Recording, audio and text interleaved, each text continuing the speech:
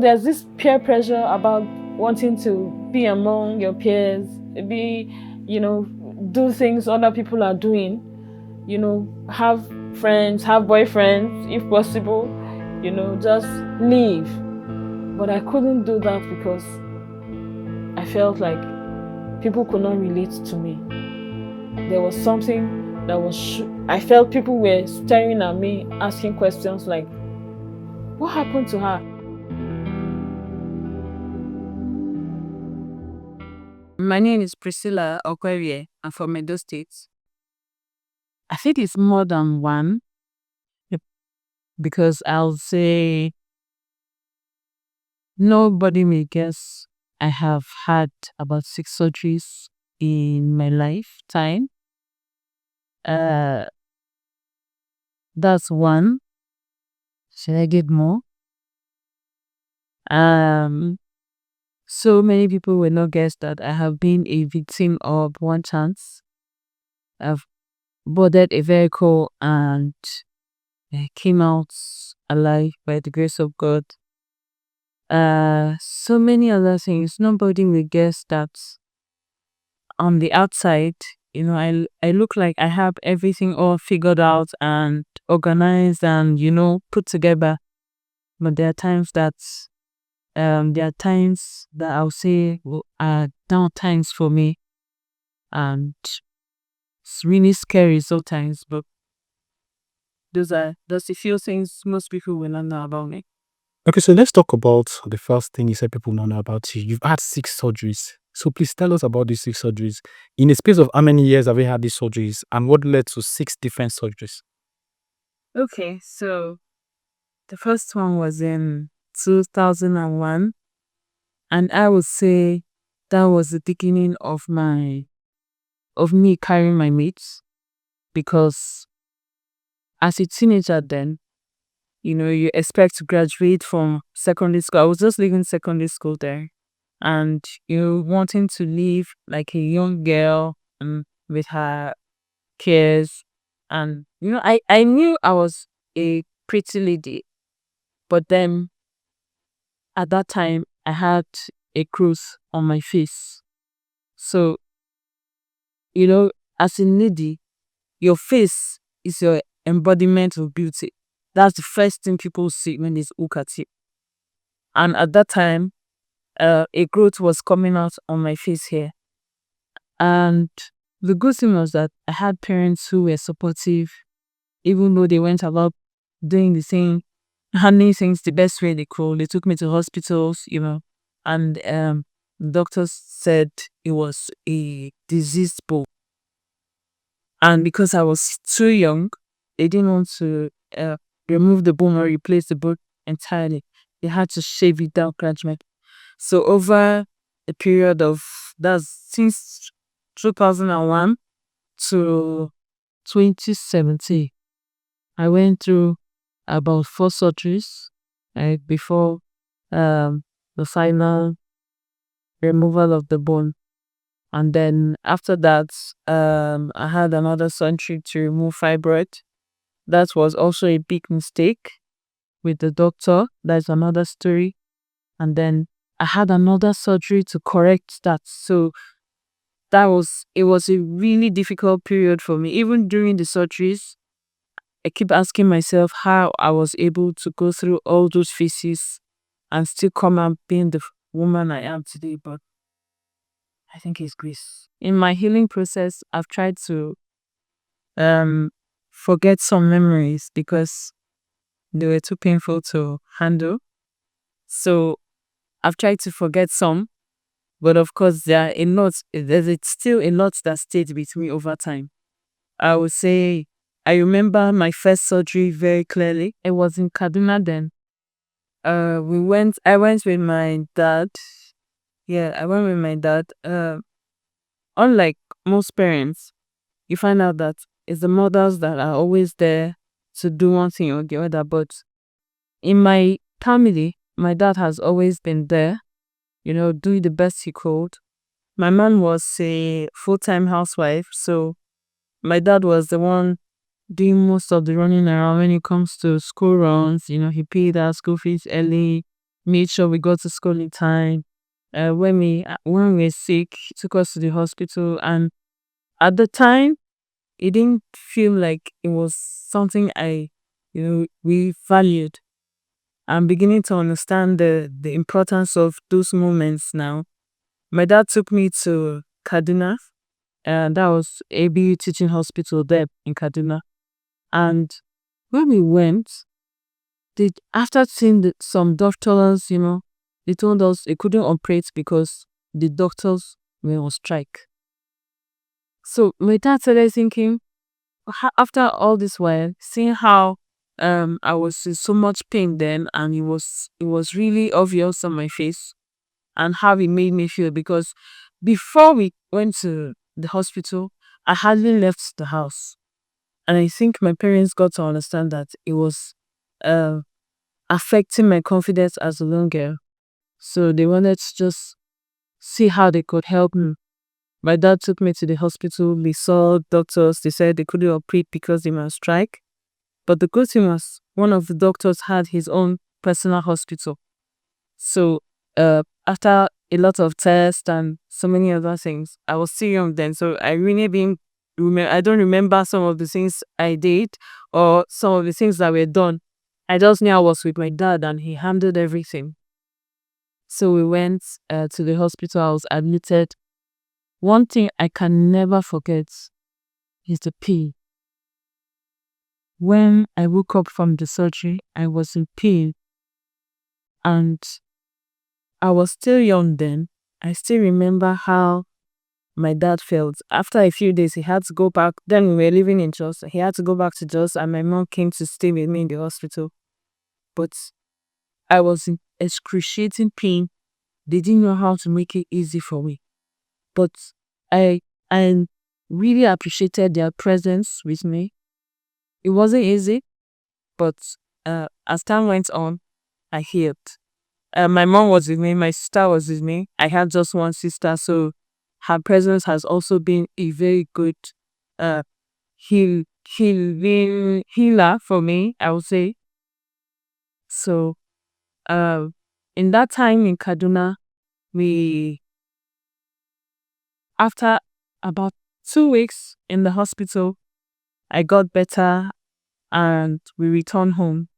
But they also told us that the surgery they had done was just to shave off the bone that was growing, to reduce it because it had swollen, but they didn't know the extent of the growth because I was still young and I was growing.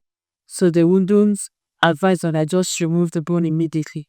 They'll have to shave it off just to reduce it and see how far it goes in case it stops growing or is cancerous. So there were two situations. They didn't want to touch it completely and then it spreads if it's cancerous, or if it's benign, they remove it and then it just keeps growing and affects something else. So my option was, over time, I come back and they do the surgery. So that was my very first surgery. It was really painful, but the good thing was that I had my parents, I had my family members around. By the time I got back home to just after the surgery, we had some family friends come to spend some time with us during the holiday. And in a way, my being around my family they made me, try to forget the experience and put me in a better mood. And gradually trying to build my confidence back, telling me, speaking words to me, encouraging me through books. So at that time, I think because I wasn't the outgoing person, I resorted to reading books. And somehow that kind of changed the situation for me. It helped me develop my confidence. It helped me cope better with being a teenager, because believe me, around your peers, even the slightest thing triggers you. So from that point on, I had several surgeries to reduce the bone, over the course of uh 10, yeah, I'm not 10 to 15 years. So it was gradual. I had another surgery in National Hospital, had another one again in still ABU, and then the fourth again in ABU still to remove the bone finally. Let's talk about the fibroid. When and how did you discover you had it? When the news got brought to you, how did you feel? Then what was the journey like from then on? So the second aspect of the surgeries I had, the fibroid, that came at a very difficult time for me because um I was a victim of one chance. That is, in Nigeria, you refer to one chance as vehicles you enter without knowing their destination, and meanwhile their target is you or the individual they pick, and then they collect everything you have. If you are lucky, they can leave you. If they get something from you, they can drop you anywhere. You find your way home. If you are not lucky, they can go as far as killing you. But what happened in my own case was I was working somewhere and I entered a vehicle that day. Was a really unfortunate situation. Luckily enough for me, they were able to collect everything I had, my phone, withdrew all the money I had, left me with my card, but withdrew everything, all the accounts I had. Unfortunately, I was carrying all my cards. So they withdrew everything, dropped me off somewhere. The good thing was that I had some change so pocketed in one aspect of my bag they didn't get to. That was what I used to get home that day. So after that, I fell ill, and in the midst of that phase, I found out that the person I was dating was married. I didn't know. I didn't know before then. So with that situation, I fell ill, and then I got to the hospital. They were doing a lot of tests, prescribing drugs for me, but nothing was happening. And then decided to do a scan. When they did the scan, it turned out that I had fibroid. I have so when they did the scan, they saw that I have fibroid. The lab technician just asked me, "Do you know you have fibroid?" I said, "I didn't know." So after that was in 2019 when I had that I had that discovery. But when I met another doctor, so in the process of the treatments for the other illness that made me do the scan, I wasn't getting better. Then I was still in Obja, so I had to go to Jos because that was where my parents are. I went back to Jos and we saw another doctor, a family doctor, who was a gynecologist also. And then he told me, well, yeah, there's a fibroid, but you don't need to remove it immediately, right? Since it's not disturbing you, you can just leave it. And then maybe when you're ready or when you're married and you want to have children, you can have it removed before then. So I left it. But after a while, it became very difficult to function normally because the fibroid was really disturbing me. During my period, it was very painful. I couldn't move. Sometimes when it comes like that, the flow is always very heavy, very painful. So it was from months to months, different experiences, very painful experiences. I had to opt for the surgery. So I went back to that family doctor who was also a gynecologist, and he said, yeah, I can come for the surgery. And when I had the surgery, I didn't know that this man was a fake doctor. Let me put it that way, because this man had established his practice over a few years and had built hospitals in Jos. He was treating people, treating women, until I had my surgery, and something that was just supposed to take 2 weeks for me to heal. I was in pain for months. For months. I had the surgery in May 2023. And from May till December, I was in pain. I couldn't function properly. I couldn't eat. It was even worse than when the fibroid was in there. Apart from that, he left me with a terrible scar on my body. And that didn't help at all. So um after a period of time in December when it was totally unbearable, I went to another hospital and they told me I had to do another surgery for uh endo endometritis, something about the ovaries. So there were no fibroids, but it was endometriosis, something like that. So I used the opportunity to ask the doctor if they could fix the scar from the previous surgery. They said they just promised that they would do their best. There were so many other complications when we went into theater. They found out that all my intestines and my digestive system had been turned upside down. And that was part of what caused my discomfort. So they took the surgery that was supposed to take a few hours. I went in at about 10, 11, and I did come out until about 5 in the evening. And um, the good thing was that after that surgery, I felt better. It took a few weeks and I was back to myself, even bouncing better, well rested, but in between, I had a lot of experiences, so many times that I doubted myself, so many times I felt I wasn't going to make it, but I'm here. The moment in my life that changed me the most will be in 2018, 2019. That was when I discovered that I had the fibroid.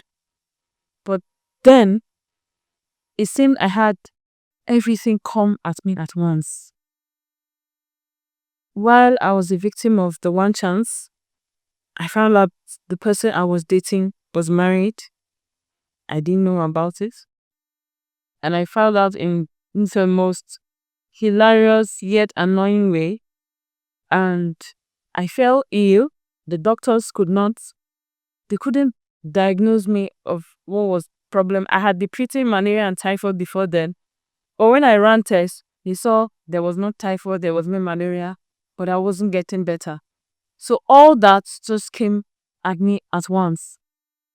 I had entered the one chance, so I didn't have the money to take care of myself medically. So depending on people for support for in my health payments was really difficult. And then emotionally was draining because I thought I had the support I needed from the person I was dating at the time. But when I found out he was married, he didn't tell me. I got to know from a phone call from the wife. And I was trying to figure out how that happened, how we had gone so long without me knowing how that he was married, but he didn't return my call. So everything just came at me at once, and I think that was my lowest point. I would say I wasn't suicidal, but there were times I really wanted to give up on life. I wanted to give up. I was depressed. I didn't have any purpose. There was nothing I wanted to live for. I just wanted to disappear. Then I was even staying with my sister. So she was a very, very wonderful support for me. But at that time, I didn't even feel like opening up. I didn't feel like doing anything. I was at my lowest. And something happened then. My mom came. Then my mom had lost her mom. That's my grandmother. She lost her mom. And she too had her own struggles. But I saw that she wanted to be there for her daughter. She wanted to be there for me. She came to Abuja, took me back to Jos, immediately took me to the hospital. The hospital in Abuja that was telling me they couldn't see any malaria or typhoid. As soon as we got to Jos, they diagnosed me of having typhoid, very high dose of typhoid. My blood pressure was low, you know. And the doctor actually said if I had wasted one more day, it would have been critical because I had lost blood. My blood pressure was very low. I was just not eating. I wasn't functioning at all. So, and quite honestly, I didn't even know how I got to Jos. I just knew that day I woke up, I got dressed. I don't know how the journey was. I just knew I woke up in the hospital and they were giving me drips and drugs. Uh, After about a few days in the hospital, I was discharged. I started getting better. Then with my parents and my siblings. I'm from a family of 6 children, 4 boys and 2 girls. And the second girl, I have an elder sister. So my brothers were there with me. My sister, of course, she was with me all through. Though that time, everything just came down at its lowest. I stayed with my friends for a while and then came back to Abuja. When I came back to Abuja, uh, I was still in that depressed state, but staying with my sister and her children gave me a direction, gave me a purpose. They were still young, so they were always there making noise in my ear, making sure that I was not alone, you know. And that was one good thing about life then. My sister was always there encouraging me. It's a very emotional thing for me because when I think about it, I see that it wasn't for nothing. It brought me out of that depressed space. Another thing that also helped me was reading books. I like to read books and especially books about faith. Uh, they give direction because my faith in God helped me, pulled me through that state and brought me out of that depression. It was not easy. The way I'm explaining it now is just a summary of how uh of the phase I went through. Going through it or speaking about it in detail will take more than this video.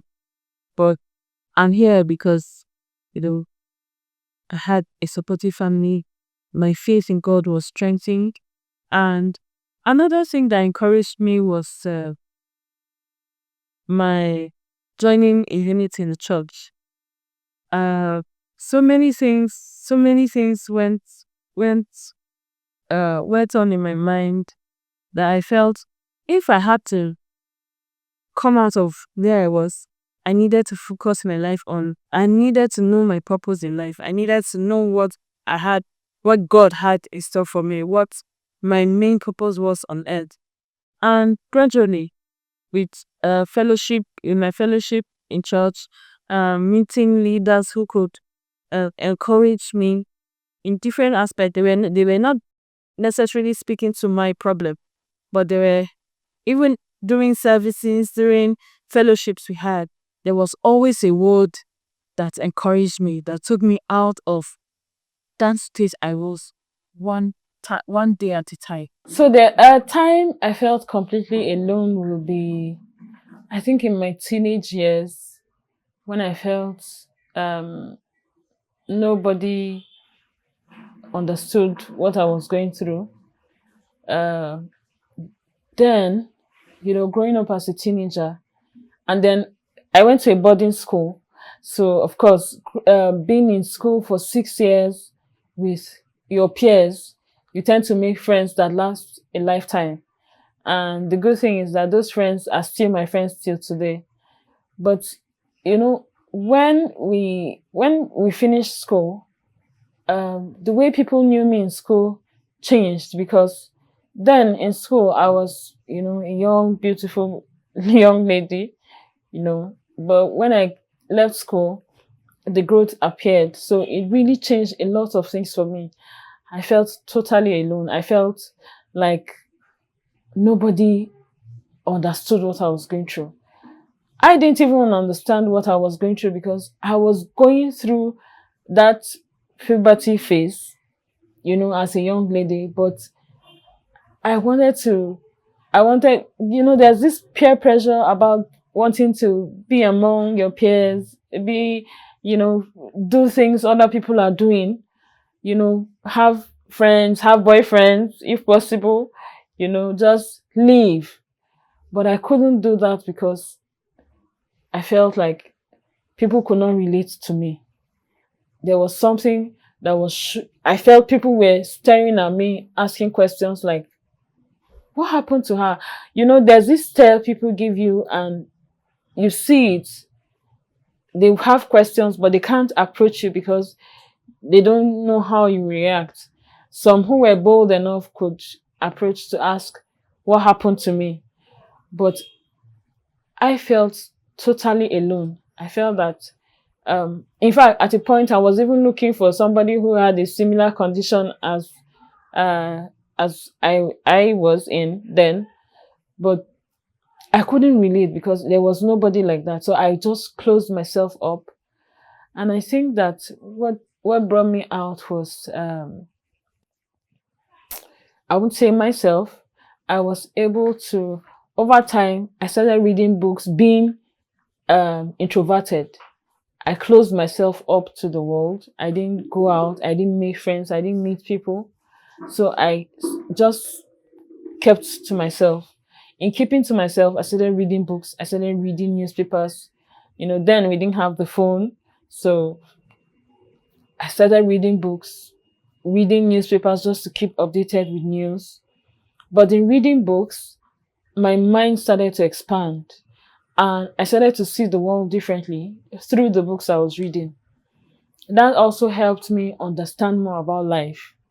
And over time, my faith grew. Right then, I was still quite young, so I had not gotten to the extent where I could say, "Oh, it was my faith in God that took me out of it." No, it was actually still the reading of the books and my probably my inquisitiveness about life that helped me. I knew that I had my parents hovering around in case I needed something or in case there was a problem they could easily attend to. But I would say um, reading, studying helped. The support of my family members directly and indirectly also helped. And prayers also helped. Prayers. One thing I know that never stopped in my home growing up was prayers. My dad always woke us up. My parents, in fact, if my dad woke up earlier or my mom woke up earlier, they always wake us up for prayers in the morning, always around 5 a.m. Then it was so early, and as kids growing up, we always had the excuse of, oh, I'm coming, or I just want to quickly pray on my own before I join. But we had devotion every morning. And that devotion entailed praise worship, entailed prayer, entailed study of the word. So even at that level, there was always something to hold on to. There was always a word my parents shared during devotion that encouraged me. So I think that all that just put together helped me through that time. I felt totally alone. If my pain could speak, it will say, I need to be acknowledged, not buried. Um, so one thing I know that we usually do is we bury our pain. We try to push it down and hope that it goes away. But one thing I've come to understand also is acknowledging that there's a problem is part of the solution. It gives you the will to heal. Over time, uh, I've had different phases of pain, I would say, different phases of pain in, different seasons. And as much as I would like to avoid it, I found out that true healing comes from acknowledging that this is pain. This is what hurts. And it's from that acknowledgement that I know I need healing, because it has given me the sight to know how to begin the process of healing. But once I bury it, then I don't heal. When I have that similar experience, it just brings everything afresh. And where there's a commotion of emotions, especially when it comes to pain, honestly, you don't handle it well. So if my pain could speak, it's to say, whenever you're in pain, don't bury it. Acknowledge it and heal from it. I have learned that I am resilient. I am also deeply human. While there have been challenges coming my way, it has not broken me. So strength is not about never breaking. It's about going to the depths, knowing the extent you're able to carry yourself, or knowing the extent you're able to go as low as possible, but coming back up stronger, softer, and wiser. Because challenges come, but how we handle it also matters. They can teach you how to navigate life issues, but they can also break you. But one thing I've learned about myself is the challenges that have come my way are a stepping stone to greater heights. So for me, I have learned to carry myself with an air of compassion, with an air of understanding, because we don't we don't see life through the same lens for everybody. We all have our different experiences and different challenges. But I have come to understand that in life, we all face different challenges that lead us to different paths.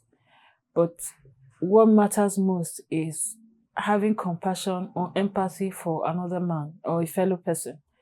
If you look at what you have been through or not been through, and you feel that, oh, this person should be able to relate in a certain way, they may not have been in your shoes. They may not have been what you have been through, what you have been through. My faith in God helps me stand stronger. There are challenges I've been through that I never knew I could come out of it. I never knew what was going to be at the end of it. But knowing that God has been there for me, knowing that He has seen me through worse situations than what I'm going through now, is what I hold on to. Knowing that He has a purpose for everything at the end. Your pain should not define you. If you're going through any challenge right now, or going through what I am going through, you may not see it the same. We may not see it the same way. But I would say, let your pain not define you. Let the challenge you're going through not define who you become. Because sometimes the challenges we go through tends to change who we are, and not for better. But don't allow your faith, don't allow your love for humanity, don't allow that compassion you have, don't allow the kind of person people are drawn to disappear totally. Yes, you will go through pain. It will break you, but don't stay there. Grow. Grow. Surround yourself with people who love you. You think people don't love you? Yes, everybody has his own personal challenge, yes. But there are people who love you just for who you are. Surround yourself with those people. But most importantly, believe in something. For me, it has always been my belief in God. Believing that He's always there for me, no matter the situation, no matter the challenge, knowing that He's always there for me. So that belief has carried me through. That is what I call faith. If you have faith in something or someone, you find out that you are able to scale through any challenge because of that person, because of that faith, or because of that belief.